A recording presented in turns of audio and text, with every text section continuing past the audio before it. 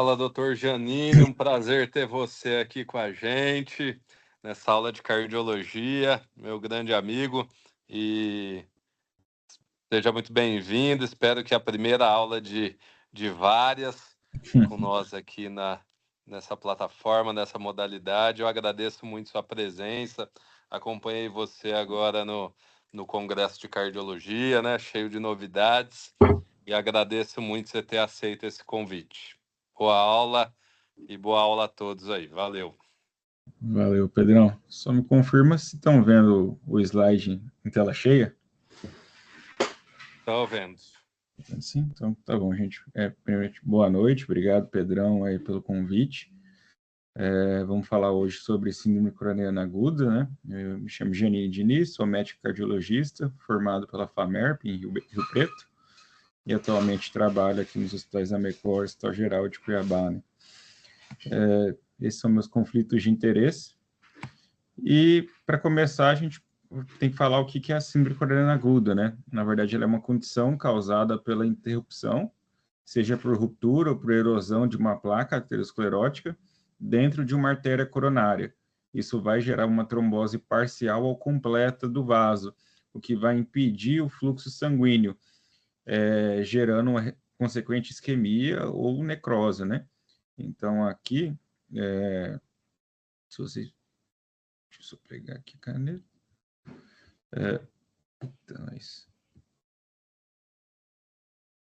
Então, vocês conseguem avaliar um vaso normal, né, com as 3 camadas, né, a túnica a média e a adventícia. Com o passar dos anos, vai se formando lesão endotelial, com formação de placa arteriosclerótica, né? Essa placa, consequentemente, vai aumentando de tamanho, com tudo que vocês já sabem, hipertensão, diabetes, epidemia, tabagismo, fatores hereditários, até que uma hora essa placa se rompe, e esse coágulo é formado e oclui totalmente a luz do vaso. É interessante ressaltar que esse processo de arteriosclerose, ele é um processo lento e gradual, né? A gente fala que às vezes demora 30 anos para chegar a uma obstrução significativa.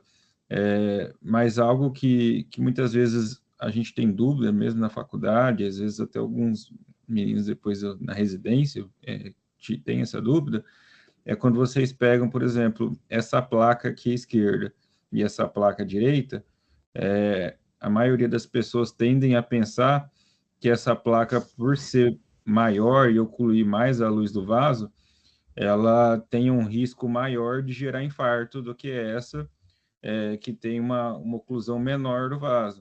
Mas, na verdade, a gente tem que lembrar que existe essa camada fibrolipídica que protege essa placa arteriosclerótica.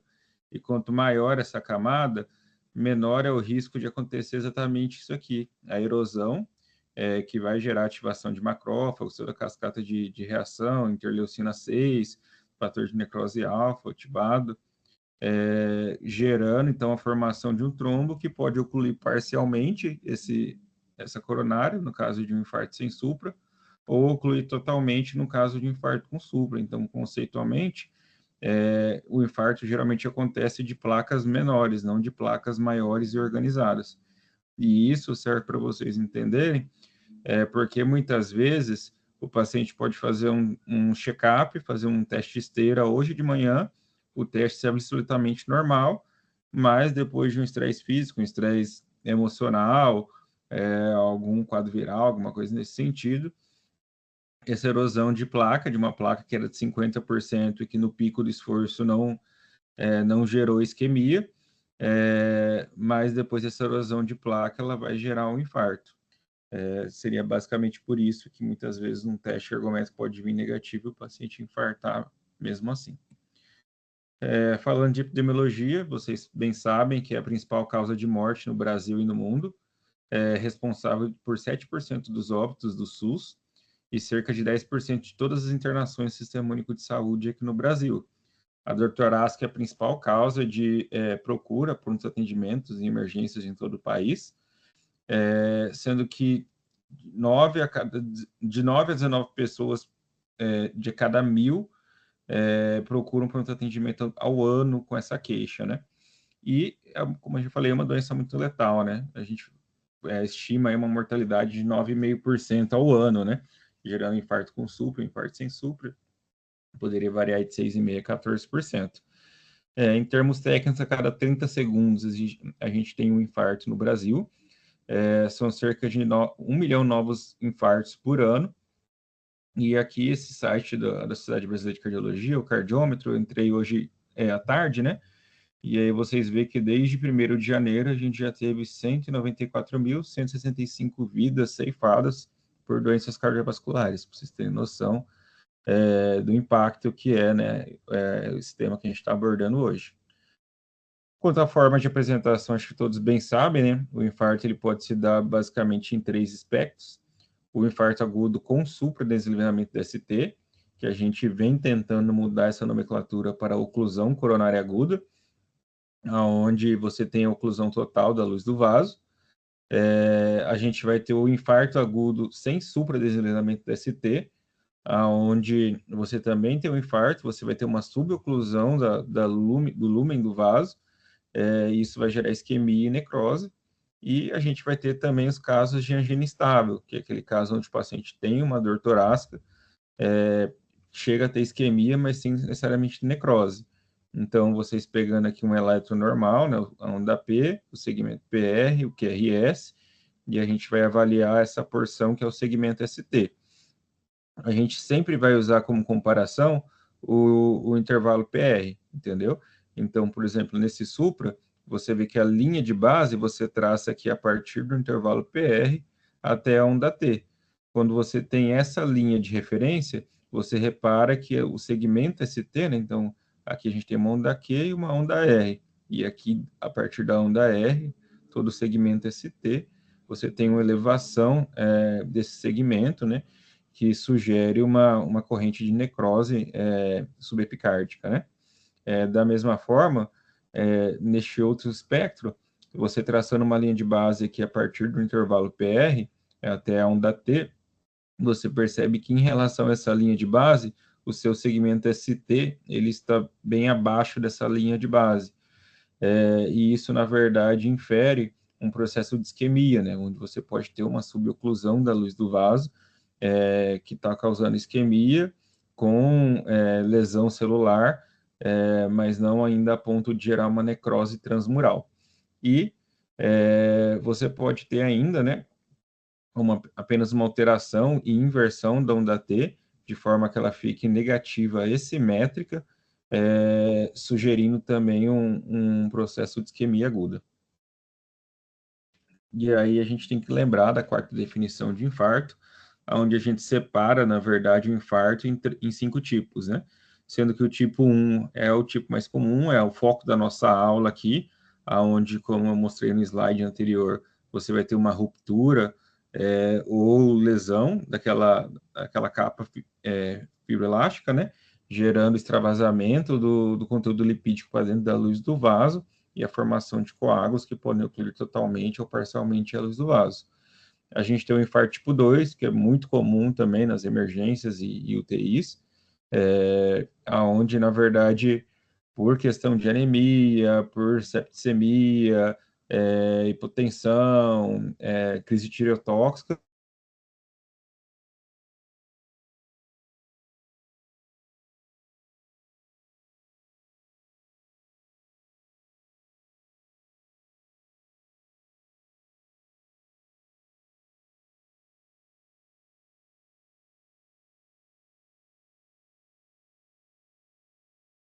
chamado infarto fulminante, onde o paciente tem uma dor torácica ou um quadro sugestivo de infarto e simplesmente tem uma morte inexplicada, né? Isso pode ser visto também através de autópsia, né? Quando o paciente é encontrado desfalecido e você encontra um coágulo ocluindo ali o tronco da coronária esquerda ou a artéria descendente anterior proximalmente. A gente vai ter o infarto tipo 4, que é relacionado à angioplastia, né? Então, pode ser relacionado à inserção do stent ou oclusão de um vaso periférico durante o procedimento de angioplastia, e a gente vai ter um infarto tipo 5 relacionado à cirurgia cardíaca, né, onde o paciente, após um evento de relaxação miocárdica, ele vai ocorrer com dor torácica, alteração de eletro e aumento de troponina. Só lembrando, né, então a gente vai ter essa balança no infarto tipo 2, que comumente também é observado nos ambientes de UTI, e aí a gente tem que ter esse feeling de conseguir diferenciar o que é infarto tipo 1 e o que é infarto tipo 2, né? Uma coisa é o paciente que tem todos os fatores de risco da entrada no pronto-atendimento, com a dor torácica atípica, tem alteração de eletro, uma troponina muito aumentada, e outra coisa é um paciente que entra sem queixa de dor torácica, com quadro febril, anêmico, taquicárdico, às vezes fazendo uma arritmia ou com pico pressórico, e sem ter um sintoma sugestivo de síndrome coronariana aguda. Às vezes a gente rotula ele como um infarto, sendo que na verdade ele não é um infarto tipo 1, né? A gente sabe que esses pacientes até chegam a ter uma mortalidade maior do que um paciente com o mesmo quadro que não tem um aumento de troponina, mas o diagnóstico do infarto se dá por base desse tripé. A gente tem que ter 2 desses 3 fatores.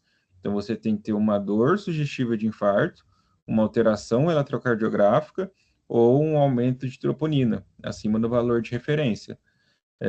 De forma que essa dor é isso que a gente estuda desde o terceiro semestre da faculdade, né? Quando a gente fala do decálogo da dor torácica, todo mundo lembra dessa figura do Netter, onde a gente tem um homem de meia idade, seus 50, 60 anos, que está saindo aí de um restaurante, onde provavelmente teve uma alimentação copiosa, ele está trajado aí com uma mala, provavelmente estava numa reunião de negócios, né? Se vocês perceberem, tem um cigarro ali caído ao chão também, então mais um fator de risco, ele está levando na mão a região retroesternal esquerda, né? Então, conceitualmente, quando a gente fala em protocolo de dor torácica, essa dor ela pode partir de qualquer lugar, do umbigo até o nariz. A gente tem que entender, quando a gente fala em protocolo, a gente quer pecar por excesso, a gente realmente não quer deixar passar um caso de dor. E, assim, às vezes os residentes ficam muito bravos de ficar tocando ficha de dor torácica, eu também já fiquei, porque a maioria dos pacientes atendidos não vão ter síndrome coronariana aguda. Às vezes vão ter um outro quadro, mas pelo protocolo ser muito sensível, a gente acaba englobando uma parcela muito grande da população. Essa dor vai ter intensidade variável, ela comumente vai se irradiar ou para a região da mandíbula ou para o membro superior esquerdo, mas ela pode irradiar também para o membro superior direito, e inclusive existe um valor de verossimilhança positiva de até 4 vezes quando essa dor irradia para os 2 membros. Então, assim, é raro de acontecer, a sensibilidade é muito baixa, né? Poucas as vezes você vai ter uma apresentação dessa, mas quando a dor retroesternal irradia para os 2 membros, ela é muito mais sugestiva de síndrome coronariana aguda do que a irradiação apenas para o membro superior esquerdo, que é a nossa conceituação clássica da irradiação, né? Essa dor ela vai ter caráter contínuo, duração geralmente de pelo menos 20 minutos, né? Para a gente classificar como uma angina estável. Se tiver uma duração menor que isso, provavelmente uma angina estável. Ela vai ter uma evolução abrupta, então o paciente vai começar a sentir essa dor após um esforço vigoroso, um estresse emocional.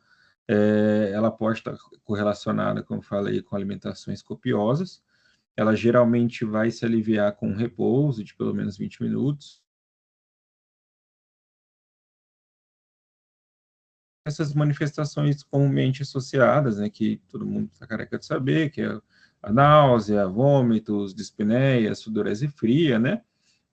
Mas a gente precisa lembrar também daqueles quadros atípicos, né, que muitas vezes a gente pode deixar passar, aonde a gente tem uma população que a gente sabe que pode apresentar nesse cenário, lembrando também, gente, que os quadros atípicos, eles são responsáveis apenas por 15% dos infartos. Então, também a gente precisa ficar procurando sintoma atípico num paciente jovem de 25 anos. A gente vai lembrar da ocorrência de sintomas atípicos, principalmente mulheres, idosos, pacientes diabéticos, pacientes já fizeram uma revascularização miocárdica, né? Sendo que, na verdade, nesses pacientes, o que eu geralmente falo para os residentes é que a história clínica onde o paciente fala para você que é a mesma dor do evento prévio, ele já infartou e está sentindo a mesma dor, mas uma intensidade diferente. Ah, doutor, eu senti essa dor, só que mais fraca, senti essa dor, só que mais forte. Isso está correlacionado com um fator de verossimilhança de até 8 vezes, certo?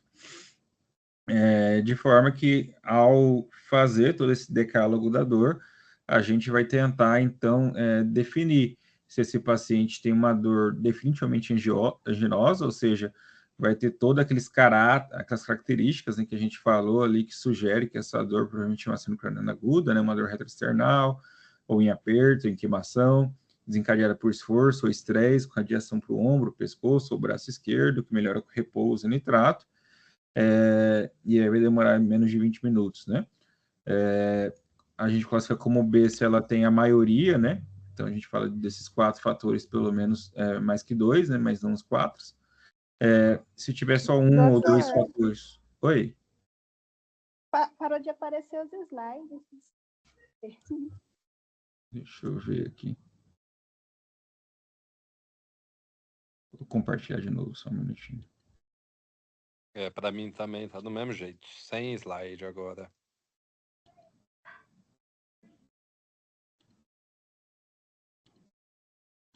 E aí? Boa, voltou. Voltou? Beleza, obrigado, gente. Voltou. Então, a dor, ela vai ser provavelmente anginosa, se tiver a maioria dessas características. Se tiver todas, na verdade, né? Se tiver a maioria, a gente fala que é uma dor provavelmente anginosa. Se tiver algumas características, uma ou duas, a gente fala que é uma dor provavelmente não anginosa. E se não tiver nenhuma dessas características, principalmente a dor D, a dor mais fácil que a gente fala é aquela dor que é a síndrome de Tietz, né? Que é o paciente que fez um esforço físico ou teve algum trauma e você vê que é uma dor reprodutível à palpação. É aquela dor que ela nem deveria entrar no protocolo, ela deveria ser liberado de prontidão. Mas, assim, o que eu sempre também oriento é que, mais do que tentar acertar se a dor é A, se é B, C ou D, é levar em conta também os fatores de risco do paciente, entendeu? Então, se é um paciente que tem vários fatores de risco e tem uma dor que sugere infarto, você vai tender a classificar ela mais como A do que como B. Se é um paciente que não tem nenhum fator de risco e tem uma dor que é meia boca, você vai ficar ali entre B para C. E se for um paciente que eventualmente não tenha nenhum fator de risco, uma dor totalmente atípica, você vai classificar ele como uma dor D. E aí o mais importante, o que salva vidas, é a gente ter bem estabelecido esse tempo porta eletro de 10 minutos, como manda as diretrizes, né? Porque a conduta aqui é totalmente diferente. Quando a gente pega uma síndrome coronariana com supra, né, um supradesenvolvimento da parede anterior, quando a gente pega qualquer outro cenário onde não tem supra. Nesse cenário, a gente tem que agir como emergência, é diferente da síndrome coronariana sem supra, certo? E aí, vocês têm que lembrar que o supra ele tem que acontecer em pelo menos 2 derivações contíguas que formem uma parede. Ela teria que ser um supra de pelo menos 2 milímetros, né, 2 quadradinhos na parede anterior, então de V1 a V6, e pelo menos um quadradinho nas derivações unipolares, né, na derivação frontal. Então, parede inferior, parede lateral, onde D1 e AVL seria a parede lateral alta, né? D2, D3 e EF a parede inferior. De V1 e V2 a gente chamaria parede septal, né? Pegando no máximo ali até V3. De V1 a V4 a gente chamaria de parede anterior ou anteroseptal. V5 e V6 isolado a gente fala que é a parede anterolateral ou apical, certo? E quando a gente pega toda de V1 a V6, a gente fala infarto anterior extenso. Lembrar sempre das derivações especiais, né? O V7 e V8, que a gente antigamente chamava de parede dorsal, e o V3R e o V4R, que sempre, gente, sempre devem ser rodados durante o acontecimento de um infarto da parede inferior, porque isso aí que vai definir se é um paciente com infarto do ventrículo direito ou não. Lembrar que nenhum eletro vai te dar o V7 e V8, é você que vai ter que posicionar esses eletrodos de forma a obter essas derivações. Então, as derivações direitas nada mais são que você espelhar as derivações esquerdas no tórax direito. Então, se vocês lembrarem, a gente pega aqui o manúbrio, o espaço intercostal que está do lado do manúbrio é o segundo espaço intercostal. Você vai descer 2 espaços, vai estar V1 e V2. V4 vai ser sempre no quinto espaço intercostal, na linha hemiclavicular média. No homem é mais fácil, geralmente fica embaixo do mamilo. Na mulher, por conta da mama, às vezes você vai ter que localizar ele de uma forma melhor. E o V3 vai estar sempre nesse meio do caminho do V2 com o V4. O V5 vai estar, então, na linha axilar anterior e o V6 na linha axilar média, né? Quando você joga isso para o lado direito, da mesma forma. Então, o V1 vai estar no lado esquerdo, o V2 no lado direito, o V4R vai estar no quinto espaço intercostal na linha axilar média direita, né, embaixo do mamilo direito, e o V3 no meio do caminho. Como que a gente faz? Você vai pegar o eletrodo que você ia colocar no V3 e no V4 esquerdo e vai mudar para o V3 e o V4 direito. Quando imprimir o eletro, você vai colocar uma letra R na frente do V3 e o V4, para as pessoas saberem que você usou aquele eletrodo como uma derivação direita. Já o V7, V8 e V9, nada mais é que continuar a linha do V6. O V6 está na linha axilar média, o V7 vai estar na linha axilar posterior. O V9 vai estar junto à coluna vertebral. E o V8 vai estar no meio do caminho do V7 com o V9. A gente sempre vai rodar as derivações de V3R, V4R, V7 e V8, quando tiver um infarto inferior, para avaliar a extensão do ventrículo direito da parede dorsal. O V7 e V8, o que a gente geralmente faz? Roda o primeiro eletro com as duas derivações normais, certo? O próximo eletro, via o supra-inferior, você vai tirar o V3, vai colocar no V3R, vai tirar o V4, vai colocar no V4R, vai tirar o V5 e colocar no V7, vai tirar o V6 e colocar no V8. Roda o eletro, depois rodou o eletro, coloca um R na frente do V3 e do V4. No V5 você risca o 5, coloca 7. No V6 você risca o 6 e coloca 8. Assim vocês vão ter as 4 derivações especiais, correto? E uma outra coisa que é importante é vocês entenderem também como é a evolução dessa corrente de lesão miocárdica durante a apresentação da síndrome coronariana aguda.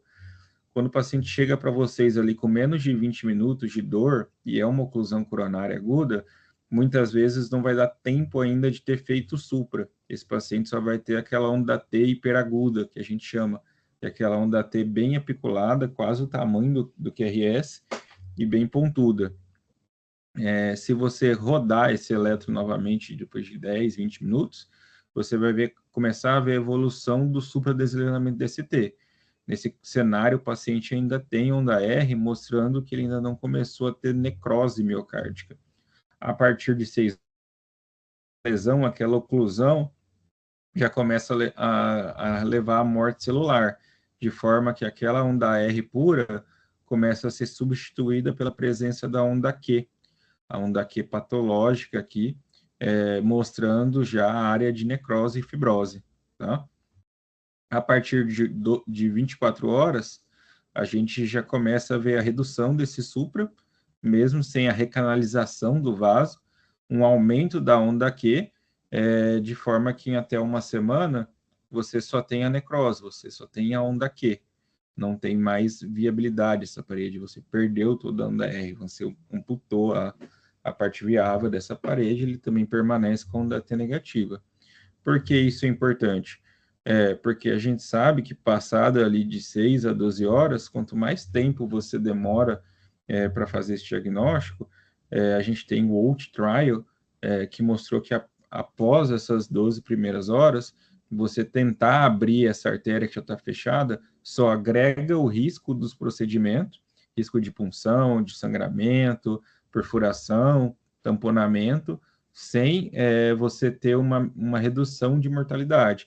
Então, quanto mais precoce a gente agir, antes a gente conseguir diagnosticar esse infarto nessas fases precoces, a gente evita que o paciente evolua com perda de função ventricular, com disfunção segmentar, insuficiência cardíaca, morte e arritmia, né? E aqui um ponto que eu bato muito na tecla com os residentes, cara, eletro é um exame muito barato, custa, sei lá, 5, 10 reais, Pedrão, não sei dizer. E fácil de fazer, gente. Até menos, até menos. Se hoje você não usa o papel, até um pouquinho menos que isso. Então, e é fácil de fazer, nem a gente faz, é o enfermeiro que acaba fazendo, na maioria das situações, o técnico, e isso muda totalmente a conduta, deve ser realizado e repetido sempre que tiver dúvida ou novos sintomas. Então, você viu uma onda T ali que está pontiaguda, mas não te deixou confortável, repete com 10 minutos, repete com 20 minutos. Você tinha um eletro normal, o paciente voltou a sentir dor, uma dor mais intensa, repita o eletro. Muitas vezes eu falo com os meninos, tem aquele supra, que eu brinco que é o supra que eu não trombolizo, mas é o supra que eu mando para hemodinâmica, que é um suprinha que bate na trave para dar 1 milímetro, é aquela dor que não te deixa muito confortável, muitas vezes a gente espera 10, 20 minutos, repete o eletro para ver se esse supra vai evoluir, se ele vai continuar aumentando. É claro que não é uma conduta que a gente faça sempre, geralmente a gente tem que ser bem incisivo. Se você acha que é infarto, tromboliza, se você tem hemodinâmica à disposição, você leva para hemodinâmica, porque o que a gente sabe, com base em estudos, é que cada 1 minuto que você retarda esse diagnóstico, esse tratamento do infarto com supra, são 2 dias de vida perdido desse paciente. Ou seja, se você enrolar de um paciente com supra, eu estou na dúvida, quero esperar troponinas. Gente, infarto com supra, a gente não espera troponina. Você já tem dor, você já tem alteração eletrocardiográfica.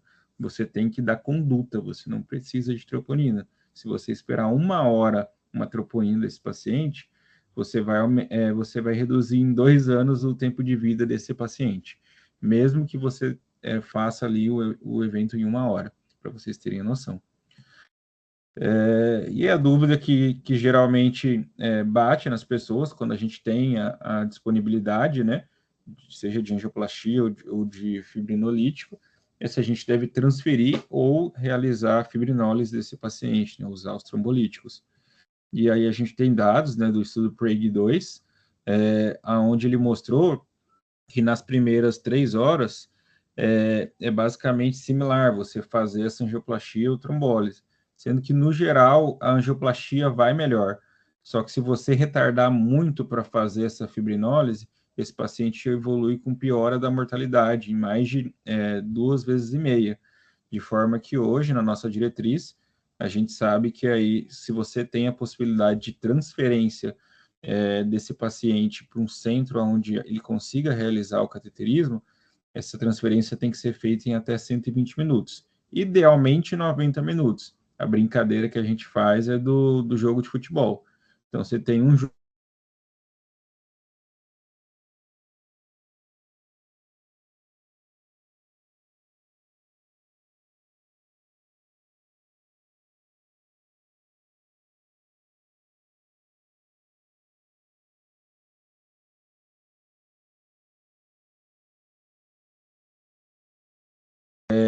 O outro serviço abrindo artéria, tá?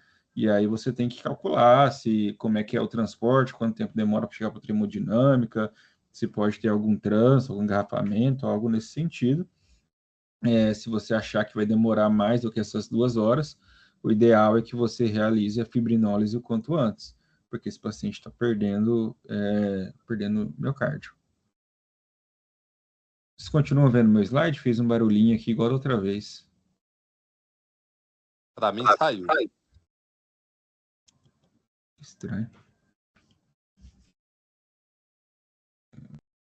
Deixa eu...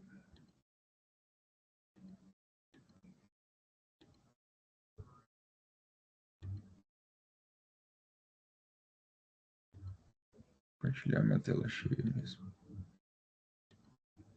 Estão vendo agora? Opa. Tá vendo? Sim. Beleza. Então, quando vocês estão diante a um supradesenvolvimento de segmento ST, a primeira pergunta que vocês têm que fazer: esse paciente começou os sintomas há menos de 12 horas? Por quê? Como eu falei para vocês, no OUT Trial, a gente já viu que se esse supra já está evoluído, né, já tem mais de 12 horas de evolução, a gente perde o benefício de fazer qualquer conduta, seja trombolizar ou seja fazer angioplastia. Não, esse paciente evoluiu com sintomas há menos de 12 horas. Eu estou num serviço que tem suporte de hemodinâmica? Sim. O paciente está em sala, eles conseguem descer o paciente agora? Se a hemodinâmica está ocupada, por exemplo, está fazendo uma TAV, um mitraclip, algum procedimento complexo, estrutural, ele não vai conseguir finalizar em 60 minutos, mesmo que você esteja num centro de referência, o ideal é trombolizar esse paciente, tá? Se você não está num centro que tem hemodinâmica, você vai ter que calcular se consegue transferir entre 90 e 120 minutos, e se você não consegue transferir e não tem hemodinâmica, o ideal é realizar a fibrinólise. E aí, como é que a gente vai realizar essa fibrinólise? A coisa mais importante da fibrinólise é checar a contraindicação, gente.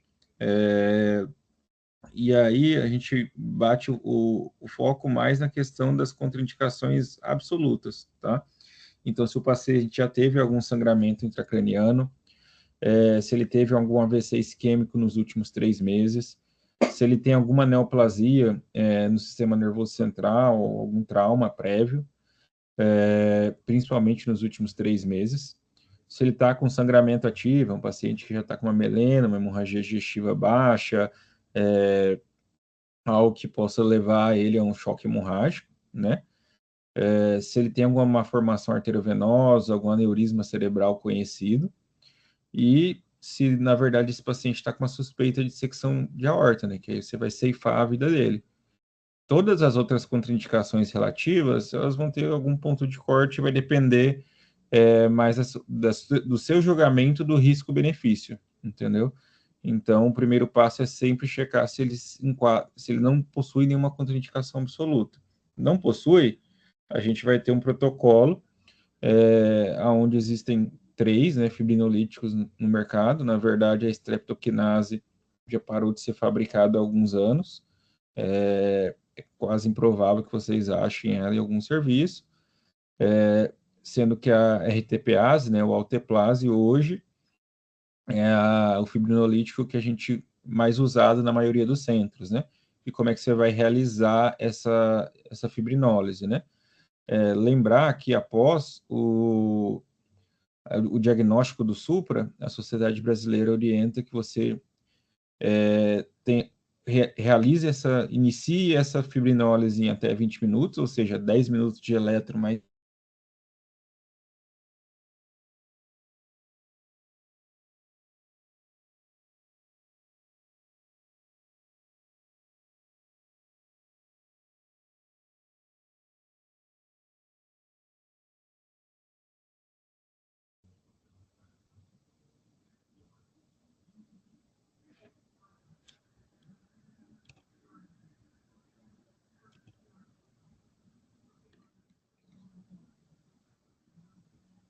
Vocês estão me ouvindo, gente? Sim. Só os slides que saíram de novo. Tá aparecendo? Ainda não.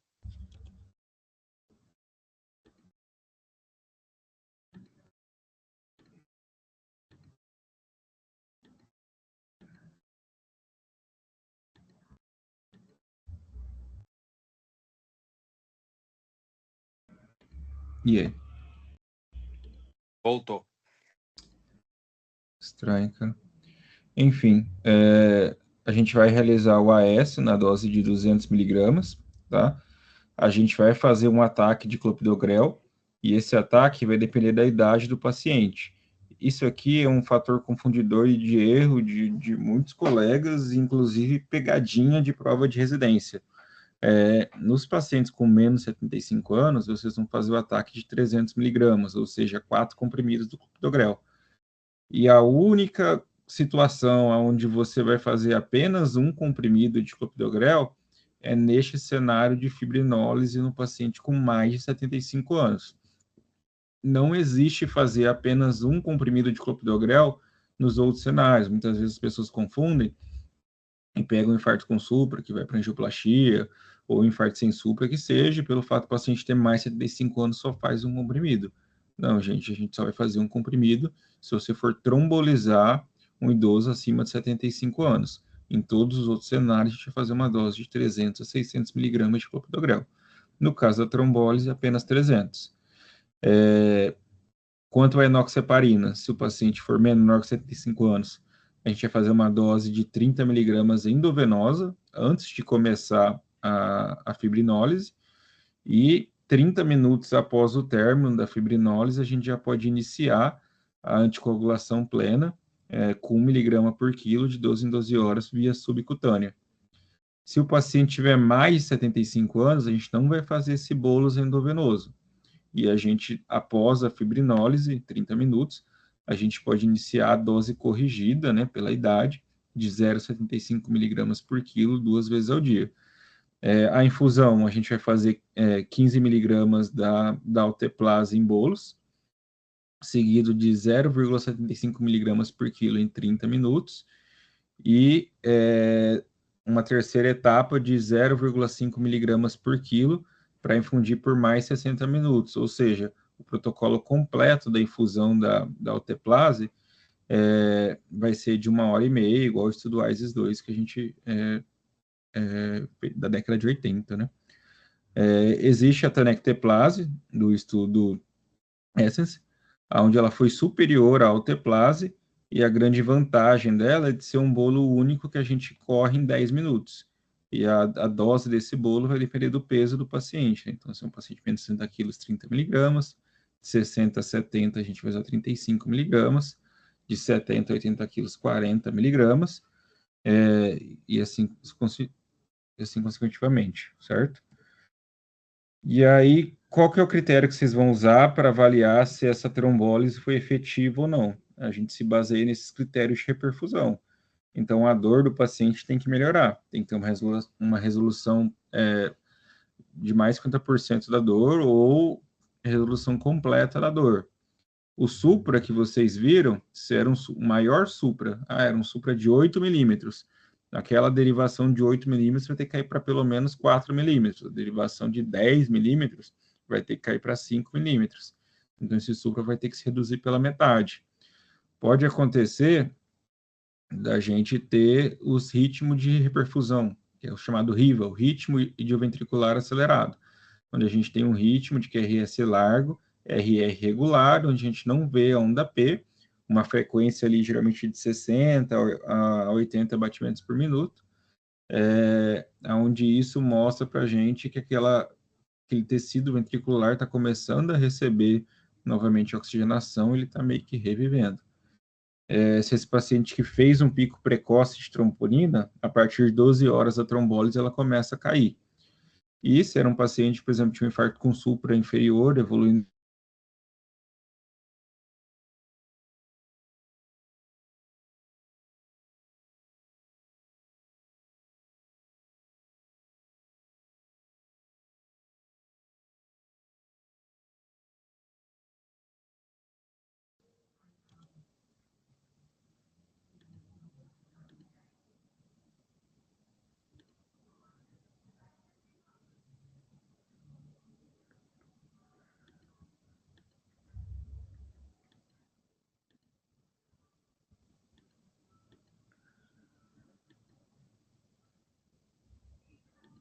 Voltou, gente?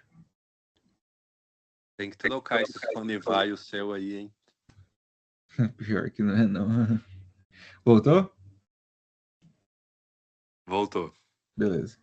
Então, se você teve esses critérios de reperfusão, provavelmente você conseguiu abrir esse vaso. Na verdade, a gente sabe que em 30% das vezes, esse vaso continua ocluído. Então, o ideal é que a gente transfira esse paciente para um centro de hemodinâmica porque a gente tirou esse paciente da emergência e passou ele para uma urgência. Ele tem que ser submetido a um cateterismo em até 24 horas.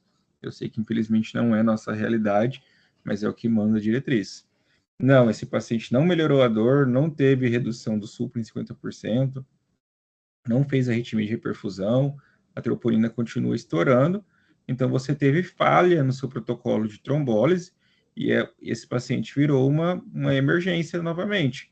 E você vai ter que transferir ele como vaga zero para um hospital com suporte de hemodinâmica para fazer uma tentativa de angioplastia de resgate.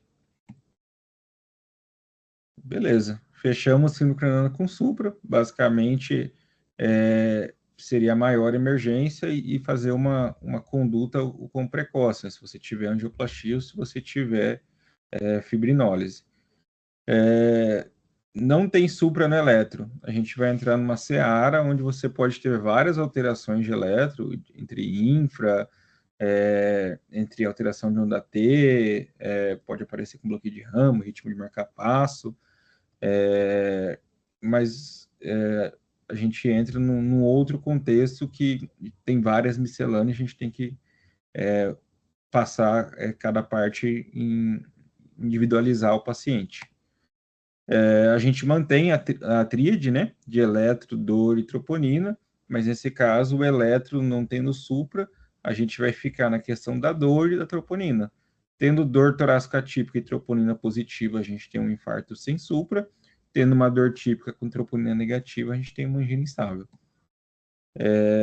E o que é mais importante é vocês conhecerem o kit de troponina do serviço de vocês, entendeu?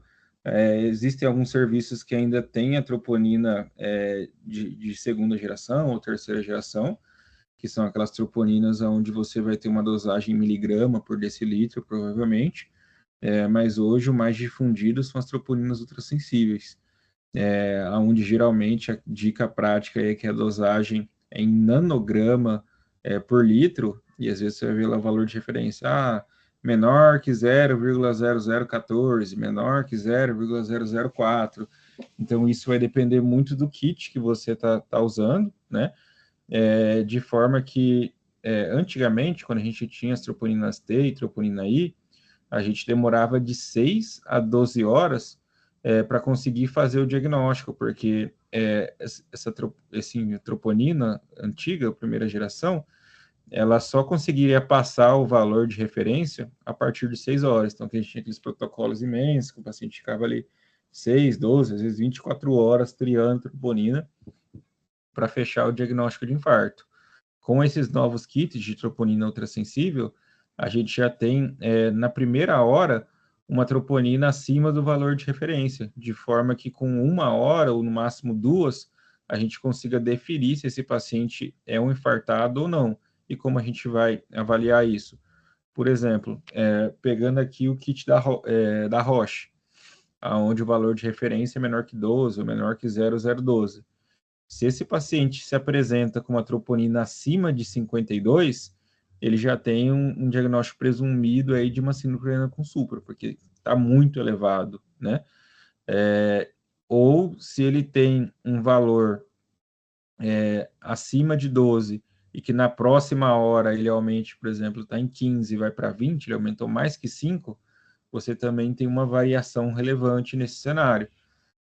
Por isso que vocês precisam conhecer o kit do serviço que vocês trabalham.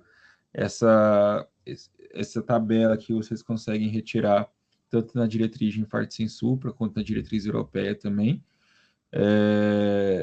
E a gente vai definir, né, o rule-in ou rule-out, né, se vai liberar ou se vai internar esse paciente com base nessa alteração, né? Não tem aqueles 20%, acima do valor 99 de referência, né? Você vai ter que ver qual que é o corte e se variou dentro da faixa esperada, né? Se variou menos que isso, você vai ter só uma injúria miocárdica. Então, suponhamos lá, o paciente veio com kit da Roche, a primeira troponina de 14. A segunda troponina foi 16. Esse paciente não teve um infarto. Ela não variou 5 pontos. Ela variou apenas 2 pontos, então a gente fala que é uma injúria miocárdica crônica, né? Provavelmente o paciente tem uma IC, tem uma emergência hipertensiva, algum alguma outra causa de aumento de troponina que não o infarto. Da mesma forma, o protocolo é bem enfático em mostrar que se essa troponina vem muito negativa, então assim, o valor de referência é 12, ela veio abaixo de 5, veio 4, você pode praticamente descartar que esse paciente tenha tido um infarto.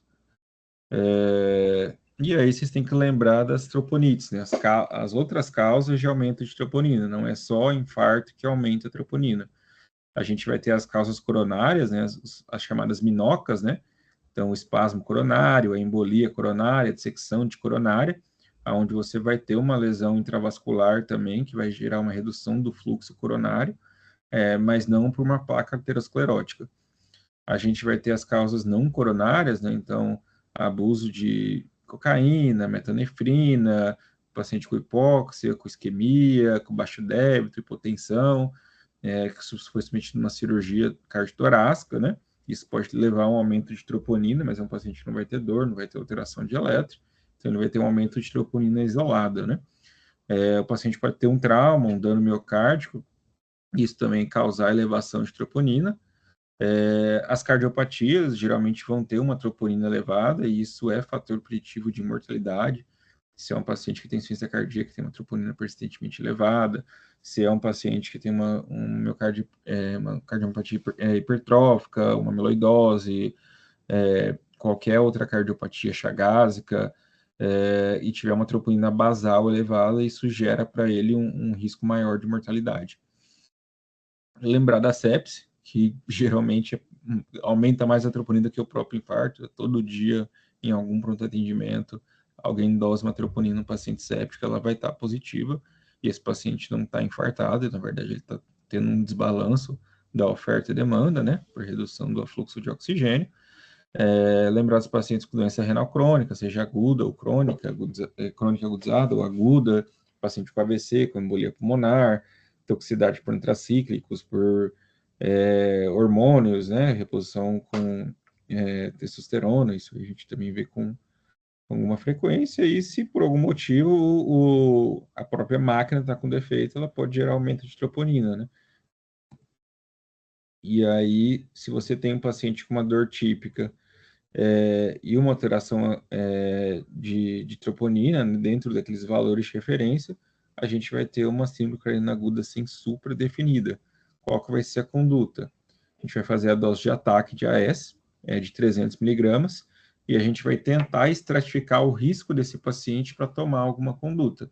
A gente não faz mais o segundo antiagregante de cara, e a gente vai mandar esse paciente para uma estratificação invasiva, um cateterismo, quão maior a gente perceber o risco dele evoluir mal.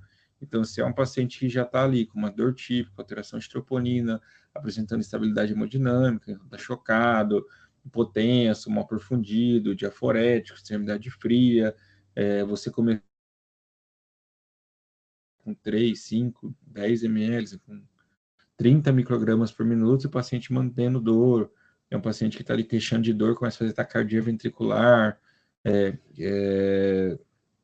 que evoluiu com uma insuficiência cardíaca aguda, esse paciente ele é equivalente a um supra. Você vai ter que tratar ele com emergência, você tem que levar ele para o cateterismo em até 2 horas.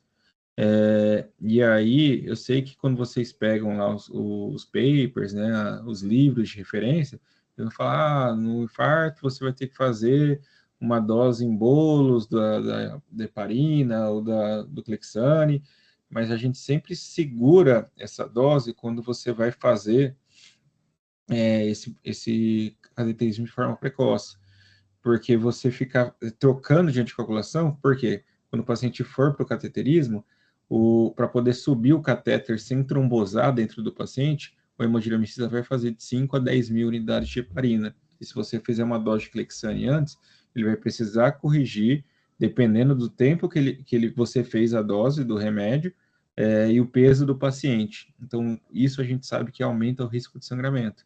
Então, se você vai mandar o paciente para o CAT nas próximas 12 horas, o ideal é que você não faça essa heparina ou esse Clexane.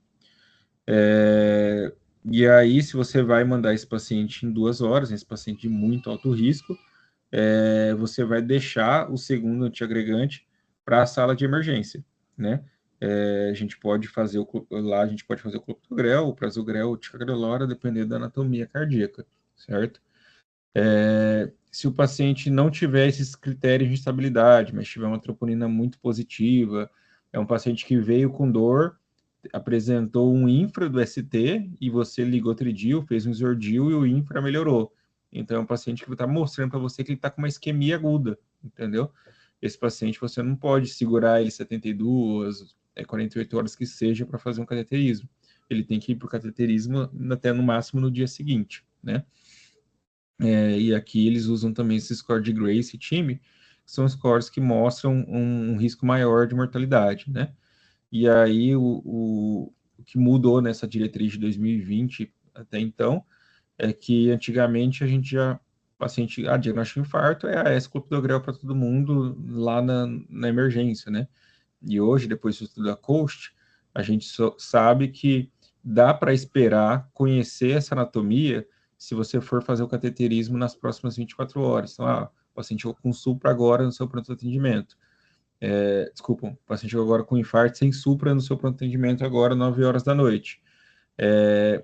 Você consegue esperar para ele fazer o cateterismo amanhã cedo, às 7 horas, definir essa anatomia e ver se vai fazer o clopidogrel, o prasugrel, o ticagrelor, se o seu serviço estiver disponível.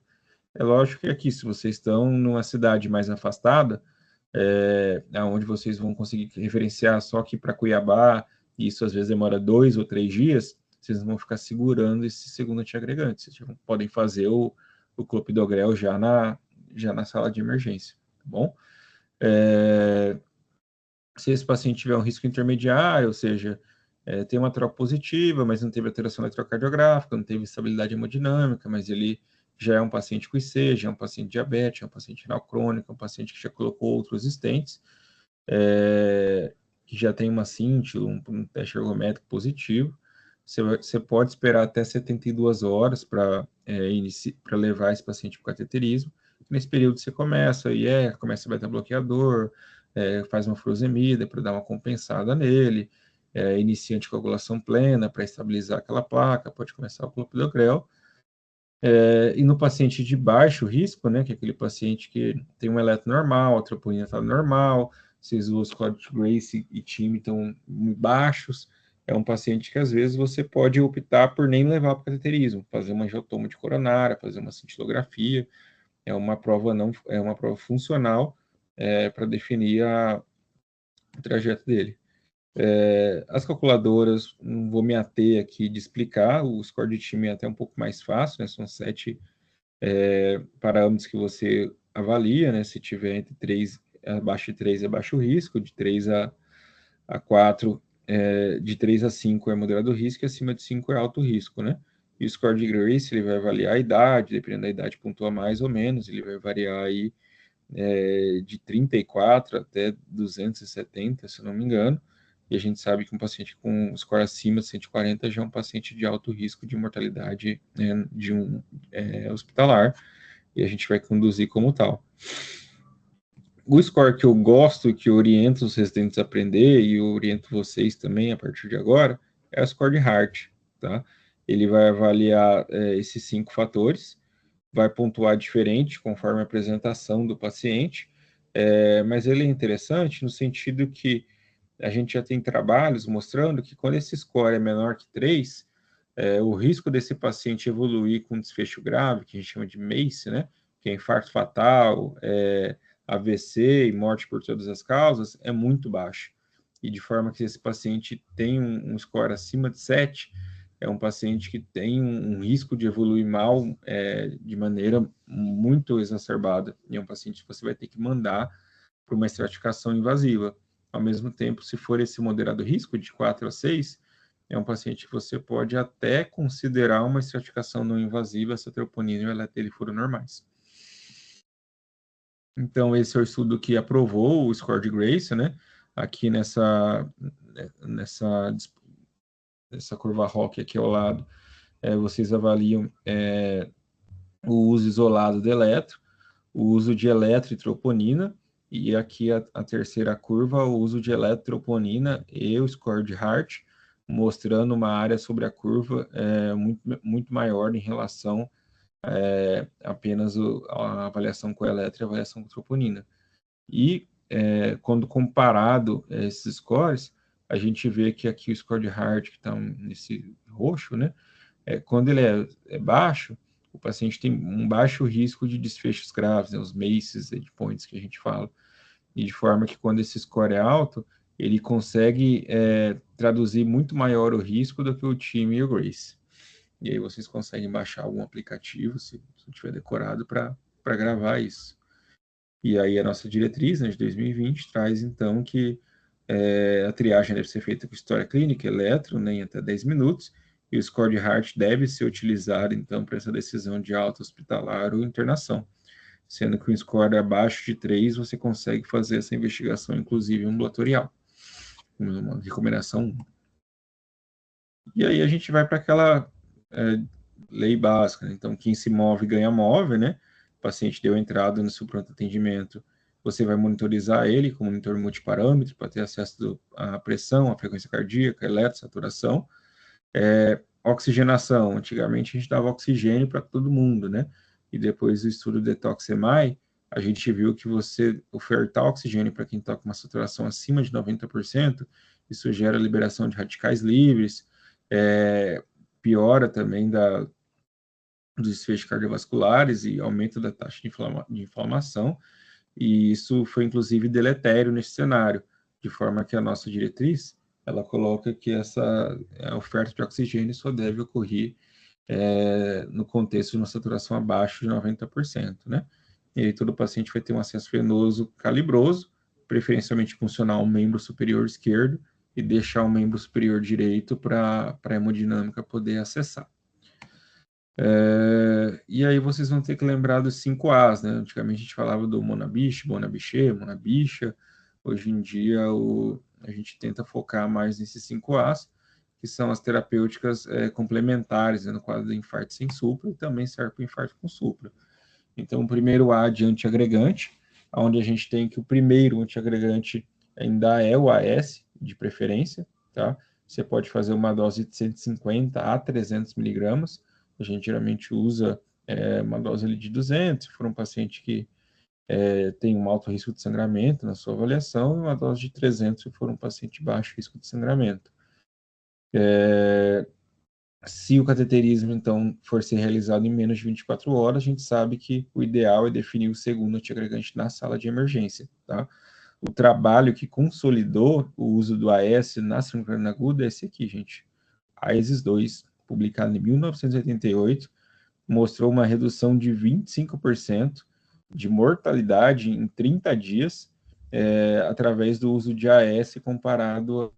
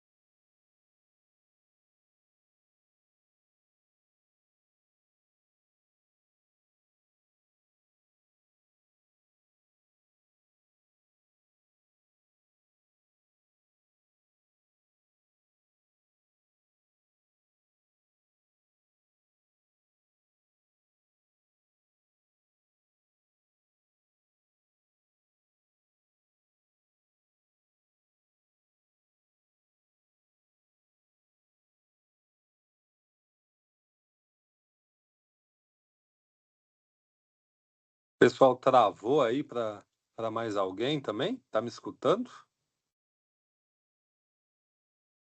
Tá me ouvindo, Pedrão? Eu tô ouvindo.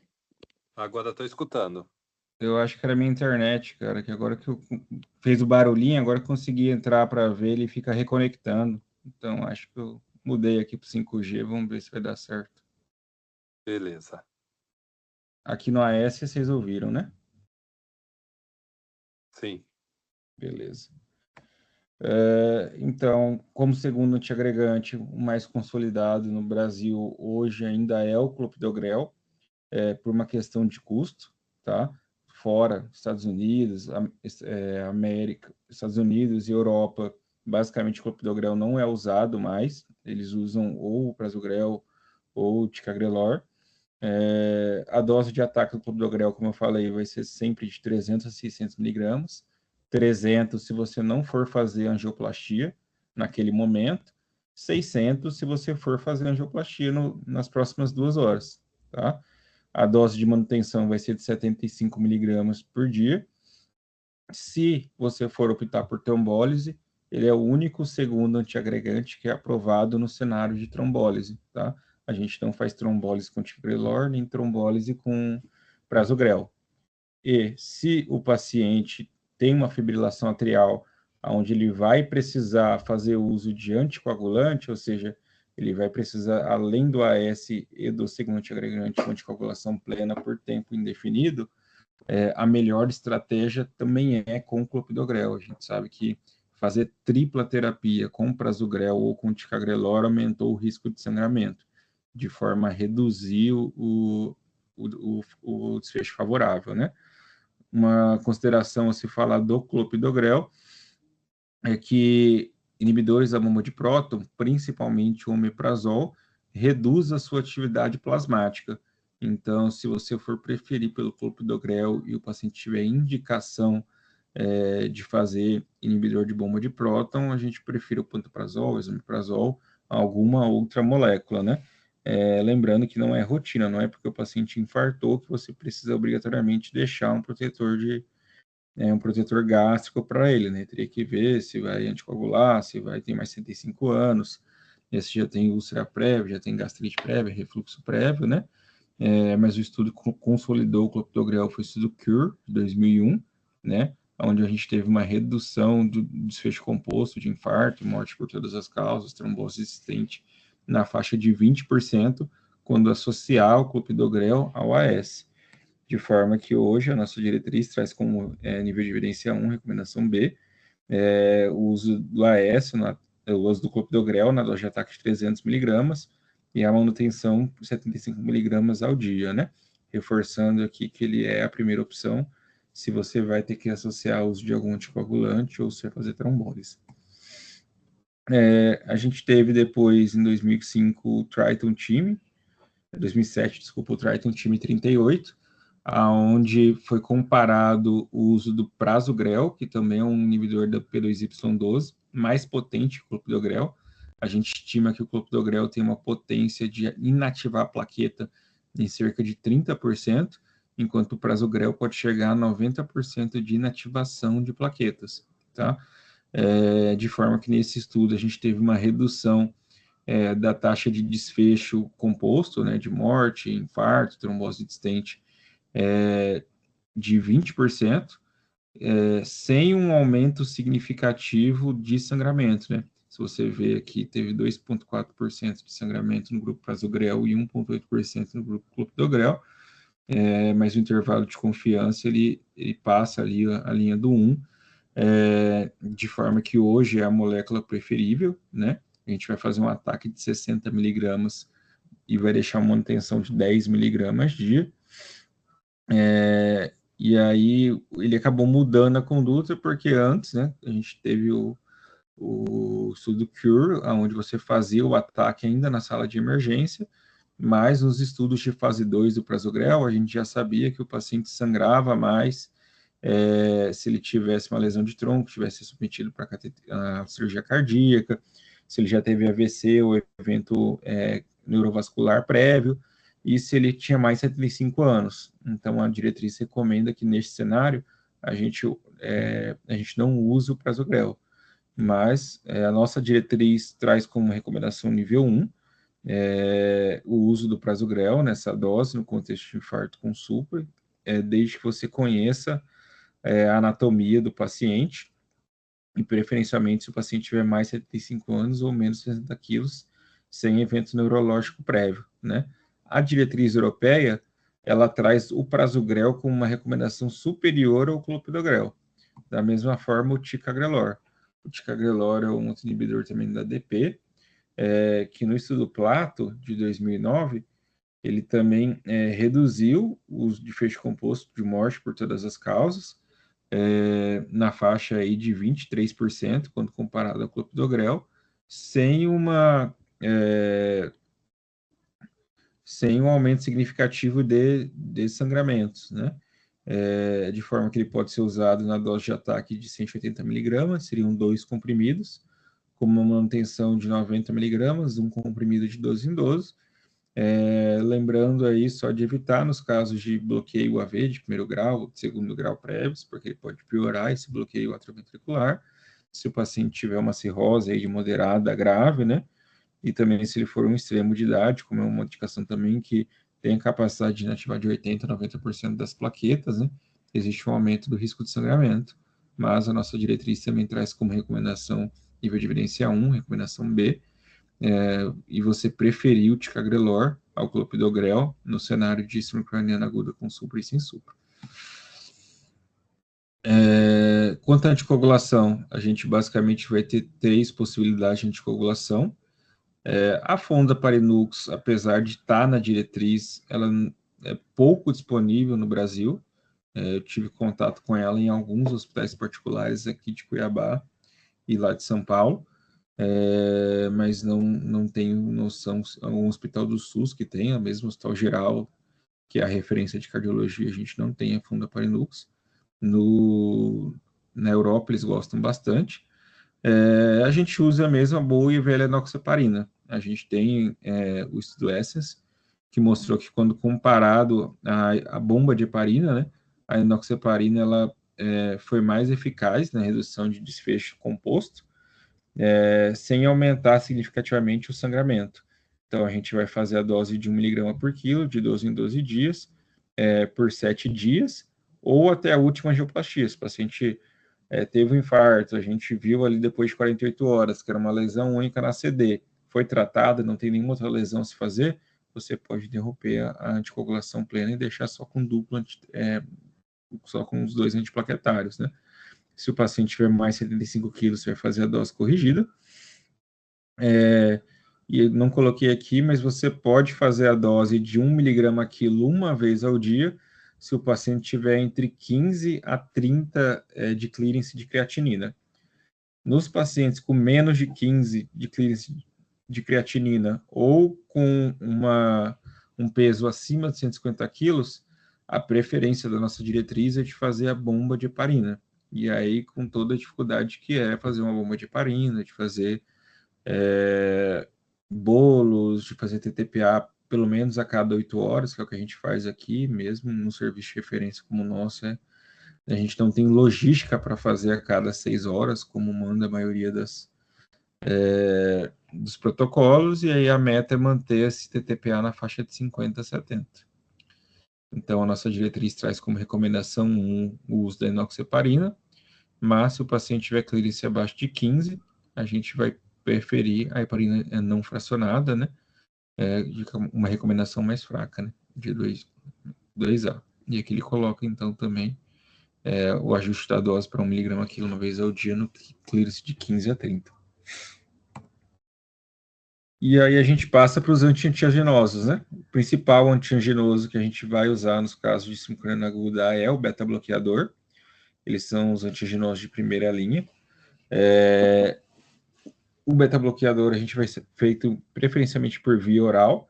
A gente tem estudos aí desde a década de 80. Esse estudo aqui foi o BAT, onde ele usou na época ainda o propanolol por via oral. Ele iniciava o propanolol a partir do 5º dia e já tinha mostrado que em relação ao placebo, uma redução de arritmia, redução de isquemia, e melhora de C também.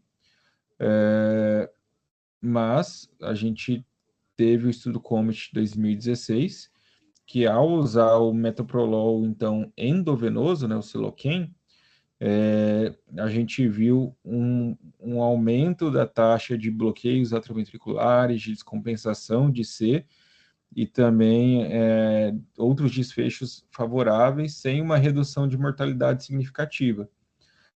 De forma que hoje, então, que a nossa diretriz traz é que esse paciente pode ser iniciado o beta-bloqueador nas primeiras 24 horas, desde que ele não tenha nenhum sinal de insuficiência cardíaca descompensada, seja hipotenso, com risco de choque cardiogênico, e aí você vai contraindicar, e isso infelizmente é uma prática que eu vejo até os dias de hoje, as pessoas fazerem beta-bloqueador endovenoso, porque isso aumenta o risco do paciente evoluir com choque cardiogênico. Na indisponibilidade, o paciente está com um BAV de segundo grau, está em broncoespasmo, não tolera usar o beta-bloqueador, a gente pode fazer uso do bloqueador de canal de cálcio, né?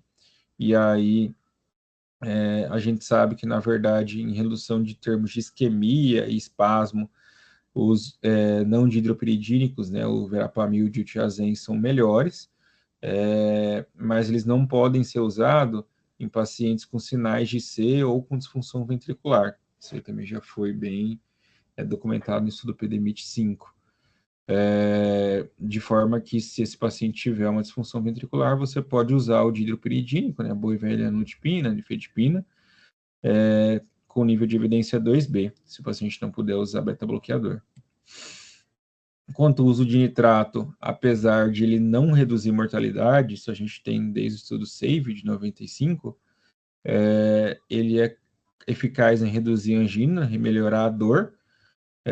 Você pode utilizar ele seja por forma sublingual do Isordil e repetindo a cada 20 minutos, ou por via endovenosa com a nitroglicerina, o Tridil, né? E a nitroglicerina vai ser eficaz também se o paciente tiver com edema agudo hipertensivo, estiver hipertenso, com sinais de congestão.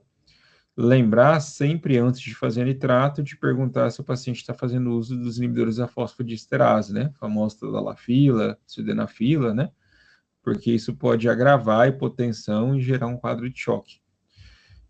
A morfina, que antigamente estava lá no Monab, né, no Mona, que era muito utilizada antigamente, depois do estudo Crusade, mostrou um aumento da mortalidade nos pacientes que faziam uso rotineiro de morfina. Então, ela não é recomendada com uma indicação forte, né, quando você vê aqui uma indicação 2B, é que ela pode ser considerada em casos específicos, né? Ela não vai ser a maioria, vai ser a exceção. E aí, neste cenário, o que o estudo Crusade mostrou é que, preferencialmente, você faça uso de alguma bromoprida, algum procinético, porque o que provavelmente prejudicou o uso da morfina nesse cenário foi o retardo do esvaziamento gástrico, que inclusive reduz a taxa de absorção do clopidogrel. Por isso a morfina perdeu o cenário, né? Então, assim, se o paciente está lá com dor refratária, que eu geralmente falo para os meninos, né? Então, está com 15 ml hora de Tridil na solução padrão nossa, que é 1 ml para 240 ml de soro, que seria aí 60 microgramas por minuto, né? Tá, o paciente já chegou numa dose ok, 60 microgramas por minuto, e continua com dor, duas coisas. Ou você leva ele para uma angioplastia, uma fibrinólise o quanto antes, para abrir esse vaso, ou você reconsidera o seu diagnóstico. Às vezes o paciente está com uma dissecção e você está achando que é uma síndrome coronariana aguda. Quanto aos antagonistas do sistema renina-angiotensina-aldosterona, a gente tem desde o ISIS-4, de 86, que o uso dos IECAs, na época ali o captopril, uma população de mais de 29 mil pacientes, foi efetiva na redução de desfecho composto, de reinternação, de IC, de isquemia, de redução da resistência vascular sistêmica. quando comparado a placebo na época. A gente teve depois o estudo SAVE com lisinopril comparado a PET de nitrato, sendo que a diretriz traz como recomendação de nível 1, principalmente naquele paciente que já tem uma disfunção ventricular esquerda, que é um paciente hipertenso, que é um paciente diabético. Então isso reforça a indicação do uso de ECA, né? Se o paciente, por algum motivo, tiver intolerância ao IECA, a diretriz traz como um grau de evidência C, né, um grau um pouco mais baixo, você utilizar o BRA, né? O que a gente brinca é que BRA é antitussígeno, né? Você vai passar só se o paciente é intolerante a IECA. Ainda quanto aos antagonistas de aldosterona, a gente tem a recomendação do uso da espirolactona por 25 mg ao dia, se o paciente tiver sinais de insuficiência cardíaca ou uma fração de ejeção reduzida, né? A gente teve aí o estudo EFESUS, né? Que mostrou que nesses pacientes com infarto agudo que evolui com IC, ou que já tem uma fração de ejeção abaixo de 35, uma redução de mortalidade de 15% quando comparado ao placebo, num cenário de 30 dias, de forma que a diretriz traz como nível de evidência 1, recomendação C também, o uso da espirolactona, né, neste cenário. Já na fase final, a gente vai ter a atorvastatina e as outras estatinas, né, como quinto A, que ele pode ser iniciado nas primeiras 24 horas. Na verdade, o estudo que avaliou o uso precoce da estatina foi o estudo Miracle, que é um estudo de 2007, aonde a atorvastatina precoce, na verdade, ela não reduziu o desfecho composto de infarto, né? Mas a gente acredita que tem o estudo os efeitos pleiotrópicos dela, que estabilizam a placa, que você reduzindo mais agressivamente esse nível de LDL, esse paciente tenha menos eventos no longo prazo, né? A gente tem vários trabalhos mostrando que a estatina no longo prazo, sim, reduziu o desfecho composto de MACE. E aí a gente vai usar as estatinas de alta potência, né, que seria a Torva de 40 a 80 miligramas, a Rosuva de 20 a 40 miligramas, e a gente teve estudo Pruvit, né, que usou a simvastatina com ezetimibe, mostrando que essa associação foi tão potente quanto o uso de Atorva ou de Rosuva, né, de forma que a nossa diretriz traz como recomendação 1, nível de evidência A, o uso precoce dessas estatinas de alta potência, desde que o paciente não tenha contraindicação. E hoje a gente sabe que associar ezetimibe ali de maneira precoce, né, se você não quiser entrar logo de cara, que você repita esse exame em 30 dias para otimizar essa terapêutica quanto antes, com a meta de LDL abaixo de 50. Em relação à miscelânea, uma coisa que vale a pena reforçar, que eventualmente a gente vê isso acontecer, é que não existe nenhuma evidência de fazer trombólise no infarto sem supra, tá? Isso só aumenta o risco de sangramento sem reduzir a mortalidade. Lembrar que o vaso está aberto, não tem indicação dessa trombólise. E uma outra dúvida que as pessoas têm também, se o paciente vem com dor torácica e evolui com uma parada cardíaca, você levar esse paciente de rotina para cateterismo, não mostrou melhora de desfecho no estudo Tomahawk. Então, na verdade, a gente vai considerar levar esse paciente para hemodinâmica apenas se após a ressuscitação esse paciente mantenha o supra e pelo menos ali não esteja no estado comatoso, né? Porque eu, às vezes brinco que a gente não vai levar para o cateterismo se o paciente está em morte encefálica, né? Então, para finalizar, o que eu gostaria de deixar de mensagem é que o infarto, então, é a principal causa de óbito no mundo. Reforçar mais uma vez aí que nosso conselheiro Pedrão já falou que esse eletro é barato, ele muda a conduta. Se o paciente ele pode se apresentar com uma angina instável, que evolui para infarto, e sem supra, e suprar na cara de vocês. Então, se o paciente evoluir com alteração de sintomas, ele deve ser reestratificado com um novo eletro. E se você ficar na dúvida se está suprado, se uma T hiperaguda, você pode repetir esse eletro quantas vezes você julgar necessário. Aproveite para fazer B3R, B4R, B7, V8.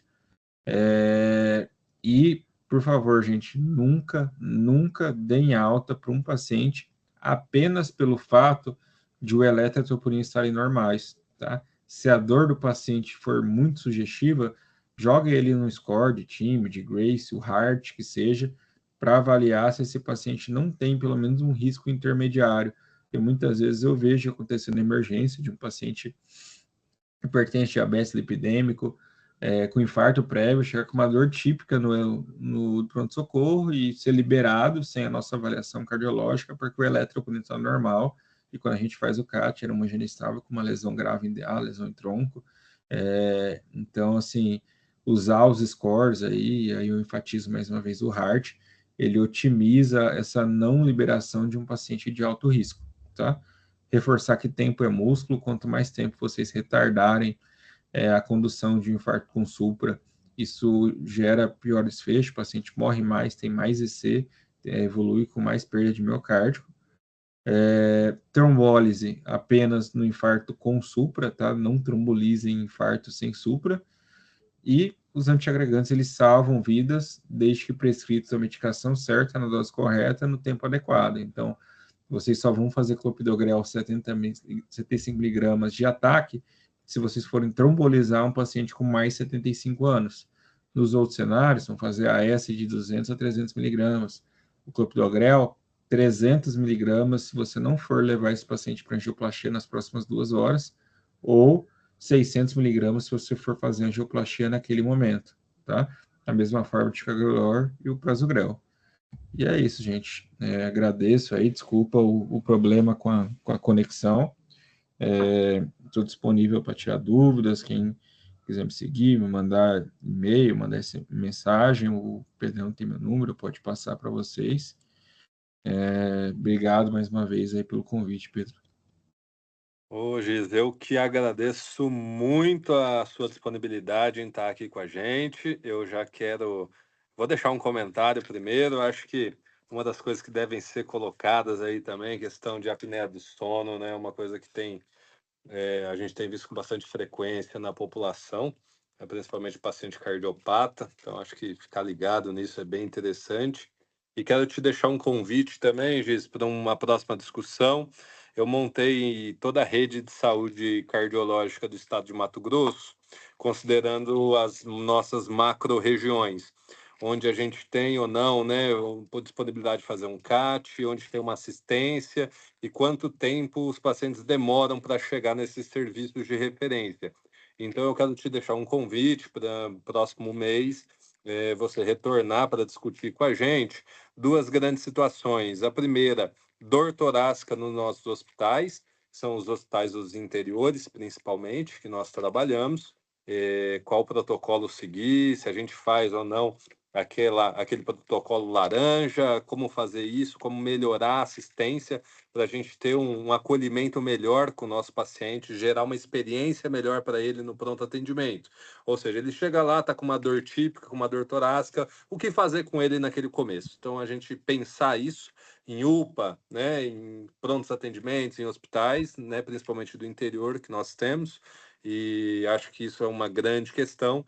E o segundo, a gente pensar, né, nos nossos trombolíticos, né, a questão SAMU, hospitais, como fazer a gente melhorar e discutir essa rede e como a gente pode melhorar essa rede para essa assistência, né, de 12, 24 horas nesses pacientes que precisam e que estão perdendo músculo cardíaco aí nesse tempo, estão perdendo possibilidade de uma sobrevida, estão perdendo alguns anos ali. Então, acho que fica esse convite para você. É sempre uma alegria ter você aqui com a gente. Eu agradeço de novo e agradeço todo mundo que está participando dessas aulas.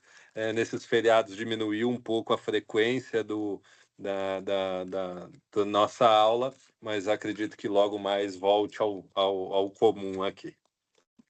Obrigado, Pedrão. Pode contar comigo, bicho. Valeu, pessoal. Um abraço.